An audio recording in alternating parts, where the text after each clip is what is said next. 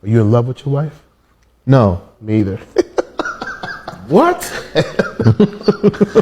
I don't believe in that shit anyway. It's it's overrated. No, listen. Then why? Okay. See. Y'all need to explain that shit to me then.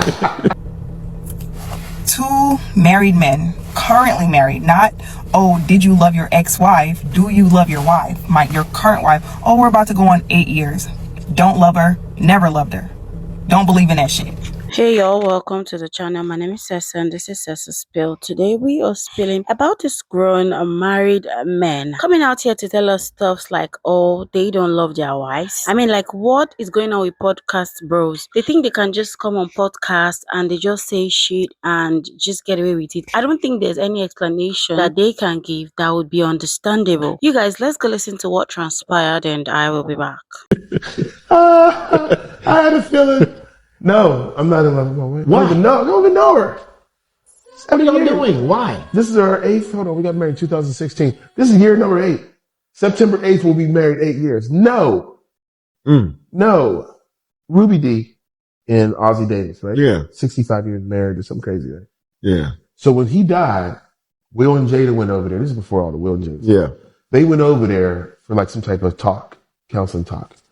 She goes, Ruby, who's 80s, 90, Yeah. goes, how long you known that? And Jada said, 20 years. And she goes, you don't know him, honey. Shit. Yeah. All my relationship with my wife is a relationship with myself. I'm just discovering parts of me, bro. Yeah. We're lying to ourselves so fucking much Yeah. to hold up this story or this ideal, The fantasy, without, as opposed to just really fucking dealing with what's there and accepting it. Well, to the best of your ability. I understand this. Now, how do you get women to understand that? You Get them to bow out of the fantasy. You get them to, by you bowing out. And my wife thinks she's in love with me, probably. It's a buzzword. Yeah. It's a concept that's been propagated that we've adopted and creates an unrealistic expectation that we look for. And when it's not present, we feel something is wrong. Yeah, we've allowed that to condition ourselves to that concept being a governance. I gotta ask you a question. Are you in love with your wife? No. Me either. What?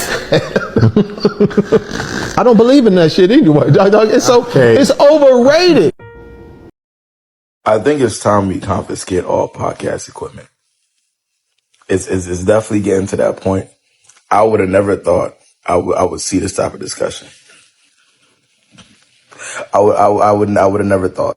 Hey, think about it. They're sitting up there laughing, giggling about the fact that they don't love the single person that they're actually supposed to really be in love with. Like, imagine you spend years of your life, years with these individuals thinking that y'all are building something, y'all are getting somewhere, just for them to hop on the podcast and tell everybody that they feel like they settled.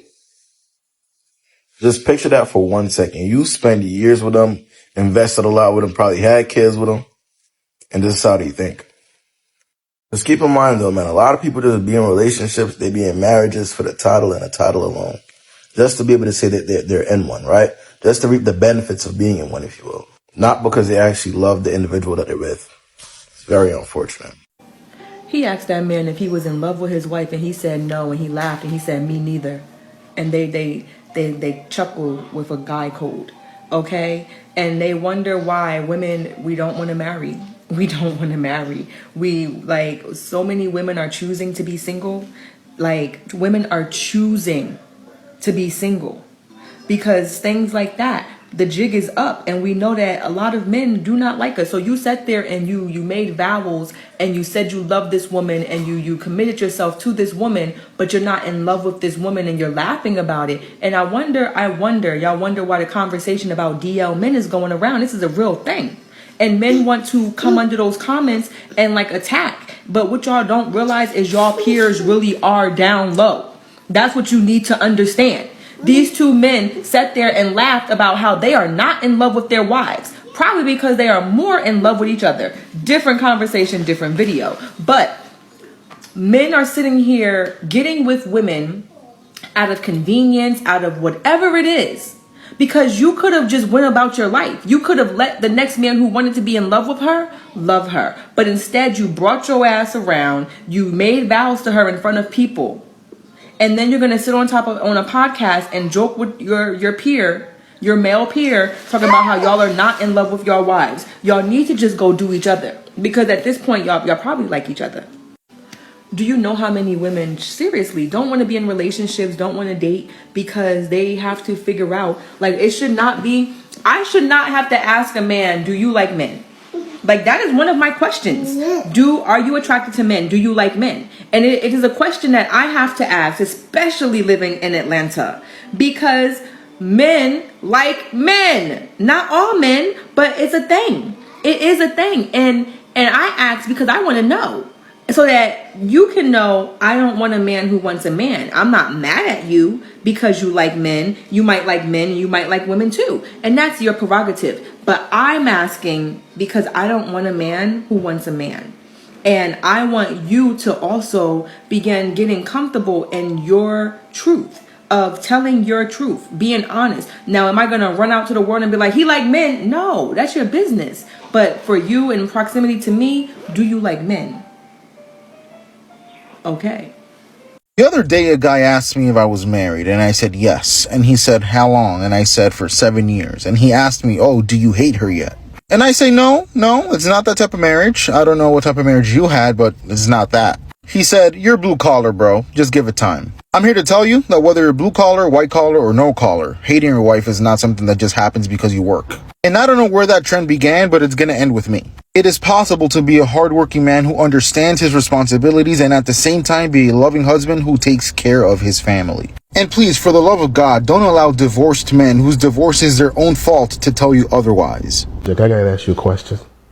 Are you in love with your wife? No. Me either. What? I don't believe in that shit anyway. It's Okay. it's overrated. No, listen, Then why? Okay. See, Y'all need to explain that shit to me then. I had a feeling. No, I'm not in love with my wife. Why? I don't even know her. What are y'all doing? Why? This is our 8th. Hold on, we got married in 2016. This is year number 8. September 8th, we'll be married 8 years. No. You know we've gone too far as a society, right? We know the podcast game has gone too far. When we have grown men on a podcast discussing and laughing about how they don't even like their wife, they're not in love with their wife. How is that even a topic to talk? Where and at what point does this become the topic though? Where and why? And if you imagine wasting 8 long years of your life, right? You know, you're with somebody, you know, you're doing things with them, y'all are together, y'all are married. Just for that person to look dead in the camera in under 2 minutes and express how they really feel about you. Could you imagine that? I just want y'all to just picture it. It's like they're bonding over it. Y'all see what I'm saying? That, to me, that's kind of like the part where it's like, obviously the whole thing is messed up, but that's the part where I'm like, this is really how I know some people really just be getting married for the title and the benefits and nothing else. There's no way. Not even really for the commitment. I really don't. They got it. I just saw a podcast episode where there are 3 married men on the podcast, and one of them asked the other, are you in love with your wife? And the dude immediately said no. And then the one asking the question says he wasn't either, and they both laughing. This is why people are saying their podcast equipment needs to cost more.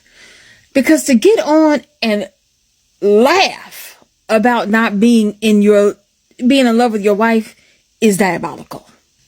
I believe what they're saying in this is that they are not necessarily in love, but they are committed to love. And I don't understand why you can't be in love and committed to love. I think I heard the one who did all the laughing and giggling at first said he had been married for 8 years. And let me be clear, the rivers would never flow again if I heard that. Because most of us understand that when people are talking about being in love, they think falling in love, right? It's this newness, it's this freshness. I'm getting to learn you and know you. But you can also still be in love, even though you're not in the newness phase, like I just met you type phase. That still is a thing. You also can totally be committed to your partner and engage with them. Because to me, the in love part is the part that you work on every single day to maintain. It's the part of the intimacy and the vulnerability and the transparency and the partnership and the friendship. It's the laughing and giggling in the wee hours of the morning. It's the date night and the fixing each other plates. It's the excited when they come home from a long day, from stints where you haven't got to see each other. That's the in love part. So I don't understand when these men is laughing about not being in love with their spouses. May that love never find me in my marriage, and may it never find you in yours. We can't get off this subject. I gotta ask you a question. Are you in love with your wife? No. Me either.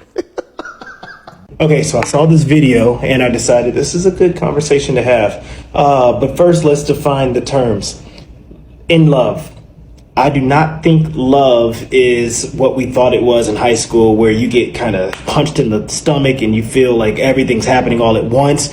I think that's how it starts for most of us, but it evolves as you understand who you are. It evolves as you understand the person that you've chosen. But I'm not talking about dating. I'm talking about marriage. I'm talking about big kid stuff.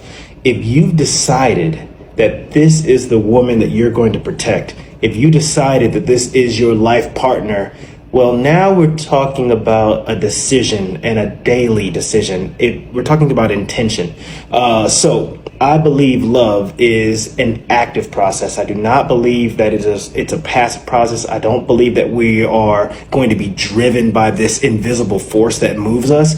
I think that initially, once you get hit in the stomach, you decide, okay, this person checks out. This person checks the majority of the things that I'm looking for. And I think there is some logic to it. I think we all have some logical decision making prior to getting married. But after that, you should not, as a husband, make the decision to not cultivate the relationship. And so that's one of the reasons why they make so many, comparisons to fires. Have you ever tried to start a fire? And I'm not talking about with lighters, and I'm not talking about with gasoline. I'm talking about, have you ever tried to create enough friction that the heat rises enough to where you develop embers, and then you take the tinder and you put it on top, and then you stoke the flame, and then you add more fuel to the fire, and then you don't sit back, but you tend to the fire. That's why we talk about love in that way. If you do not put the active daily work towards the relationship, that fire will slowly die out. You will see those flames die down, but you know what that means, gentlemen? It's time to go out into the woods, and it's time to start chopping down more firewood. If you've ever tended to a fire, you know that there's no one else who's going to chop down that wood for you. There's no one who's coming to rescue you. It's only you. So you go out there and you put the blood, sweat, and tears into chopping down that wood, and guess what? You got to drag it back. And then you got to tend to the fire again. I'm not sure how this will be received, but I don't think it's always the woman's job to go out and chop the wood. I don't think it's always her job to be aware of the state of the fire. I don't believe that. I know that times have changed and that the burden is shared, but personally, the way I think about it is that it's kind of my job to keep an eye on all that stuff. So I know the relationship will go in, ebbs and flows. I know that the fire will go up and down, and I know that I'll feel the intensity of the heat, and it'll vary as we tolerate each other or, compromise or, make mistakes. But I don't think it's anyone else's job to tend to the fire but my own. How? Here's the deal. If you chose the right person, there will be times that you feel like you're doing more than they're doing, but having a conversation to say, hey, I feel that I'm putting in more work on this aspect of the relationship and I'm looking for some reciprocity. If you chose the right person, they will have an open ear. They won't be defensive about it. They won't be combative about it. They will say, okay, well, how can I help? And they will operate in their capacity where they feel that they can be most effective. And that kind of speaks towards those love languages, acts of service and words of affirmation, etc. But I think it does require that you choose the right person. So in summary, I think that love is not passive. It is not an invisible force that drives you to do things. It's a decision, just like you wake up and go to work and then you get compensated. You get married and then you decide to remain in love and not the fleeting butterflies that happen when you saw the beautiful woman, but you decide that you are going to love the person, protect the person, and show these daily decisions through your actions that you love the person. And I think that's what being in love is to me. Then I get rewarded by, seeing the beautiful dresses that she wears. Then she puts on the makeup and then she walks around like a little Disney princess. And I get to just stand in awe. I get to do that. But I know that she would not do all that stuff if I didn't put in the work of telling her I love her, of monitoring her emotional state to make sure that she feels safe and protected, to know that when I'm angry or when she's angry, that the relationship is more important than my immediate desire to be right or my immediate desire to, get my way.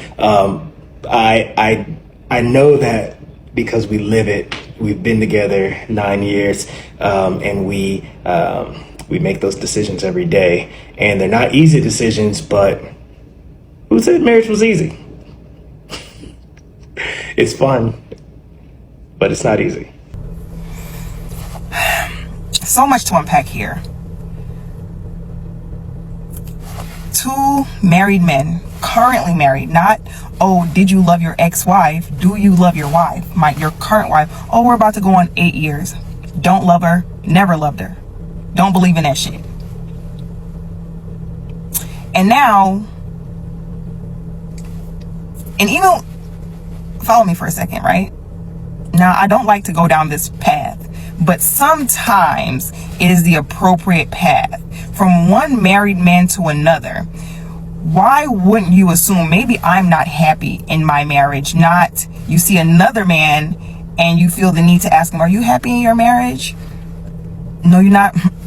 I figured that. I feel like that's something that someone is interested in another person would say to someone. You feel me? Like if I saw someone that I wanted to engage in extramarital affairs with, that is the conversation I would have. I would never, unprovoked, ask another married person, are they happy in their marriage? And also, these two men are well aware that they are unhappy, not even unhappy, that they don't love their wives. These are men you marry for love.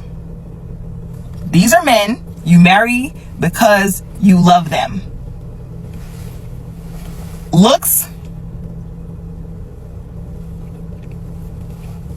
it's not it's not giving Denzel, it's not giving Idris Elba, and it's not giving Mufasa. Finances. These are not wealthy men sitting there having this conversation. So that woman did not marry you for your money.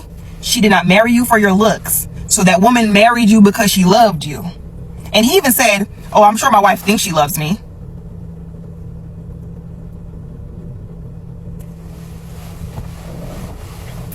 And then people will wonder why women are the ones that file for divorce. Men are willing to sit and live in misery just cause. And when women are like, no, they're like, we took a vow. You didn't even love me when you took that vow. You're doing it for what? You are doing it for what? Men tend to not marry or be with women long term that they truly desire. I came across another podcast. It's of this couple. I've seen them often on social media. They do a lot of like couple content.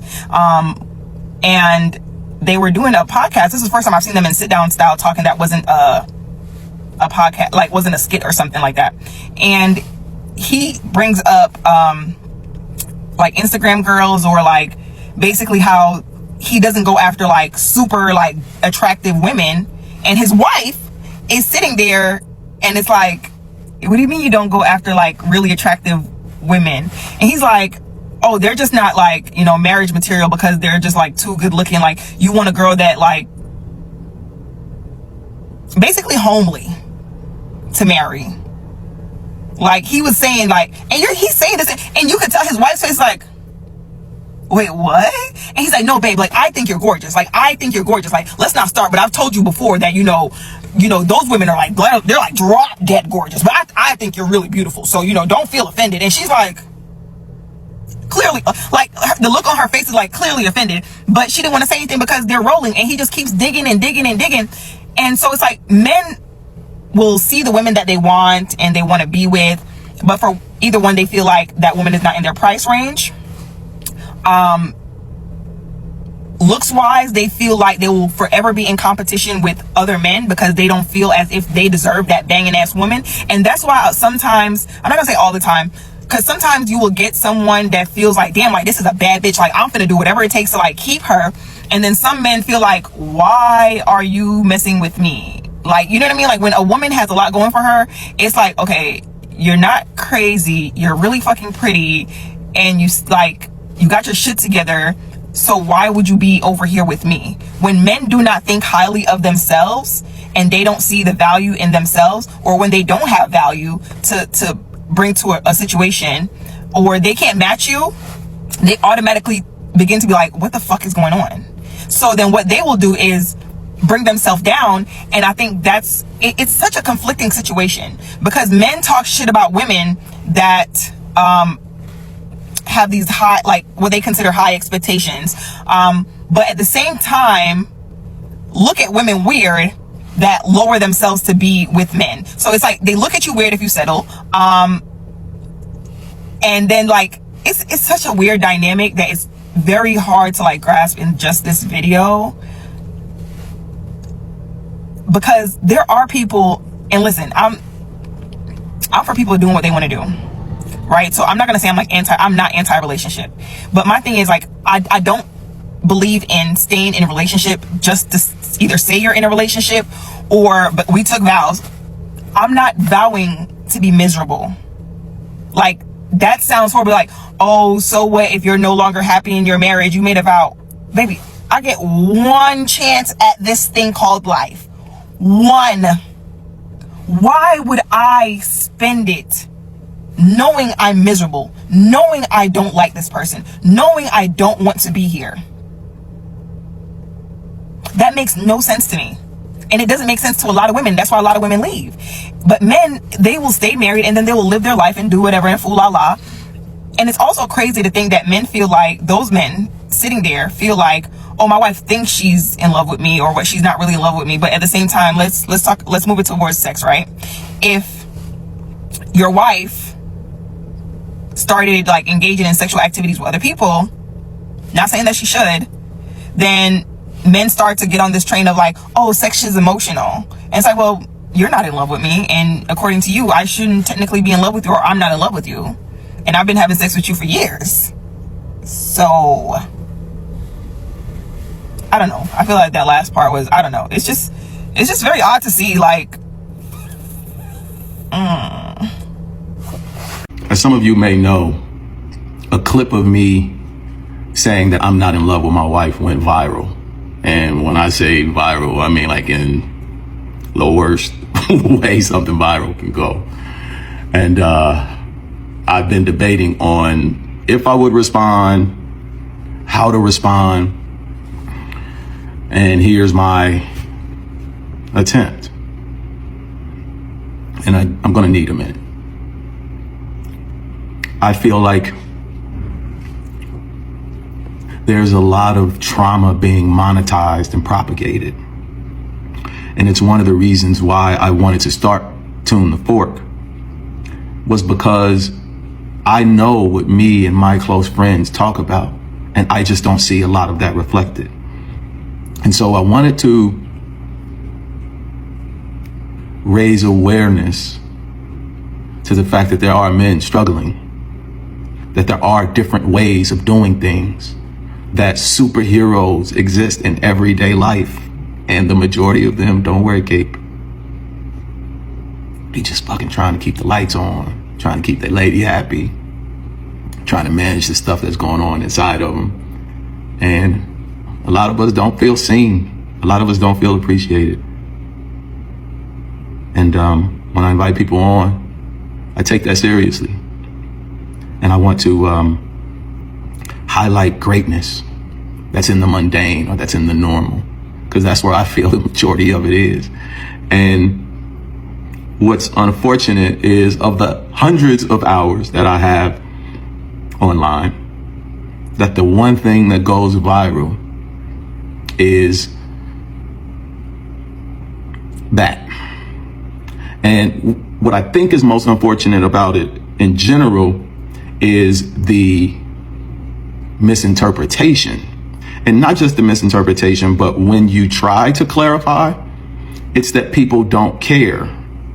They have an idea of what something is, and that's what they're going with. I'm thankful for the thousands and thousands of negative comments, because what you guys have done is you've reminded me to be a lot more careful about what I'm looking at online, what I'm perceiving to be negative or bad or unfortunate or unhealthy. And it's also a reminder that what I'm seeing isn't actually what's there. I can't tell you how happy my wife and I are. You just gotta see it. And the people around us see it. They might not necessarily understand all of the pieces, but they see it and they feel it. The way my wife and I are orienting ourselves for maximum fulfillment and development of self, and then watching how our marriage is growing in all of these ways, is an extremely, extremely beautiful thing. As a matter of fact, my wife and I were just talking the other day, and we could have never imagined that we would be here. That's not in love in the traditional sense, because it feels like something deeper. Like, how do you imagine something that's unimaginable? Or how do you describe a feeling that you haven't felt, but you have an idea of what it is, and then when you get to the feeling, it's totally different than what you imagine. And there are these complexities that are in it, you know, that can contradict one another, but at the same time complement each other, that makes it more. Every time I think something can't get better, it gets better. But again, none of that feels like in love, or what, at least what my concept of it is. And what you're responding to in that clip is not me, that is you. Because I can't tell you how wrong you are. I'd leave my wife immediately. I'd leave my husband. I gotta do this, or I gotta do this, or I gotta do that. People calling me gay. People calling me fat. People calling me, you know, toxic. And some of it's true. I mean, the gay part ain't true, but you dig what I'm saying. I encourage everybody to explore, ask questions, leave room. Because if you could be wrong about me and my wife. Yeah, was his explanation good enough? I think it's very important to be mindful and thoughtful of the things you come out to say, and not just try to look for some type of explanations to just back up, stuff when we said things we are not supposed to say. I mean, how do you say you're not in love with your partner? Or how are you not even in love with your partner? I'm not saying go crazy or start acting a fool in love, but I mean, this person deserves your love. I mean, what kind of explanation do you want to give? You laugh, oh, it's 8 years down the line, it doesn't matter. It doesn't. I know you guys, feel free to put your thoughts in the comment section, and I'll see you in another video. Bye for now.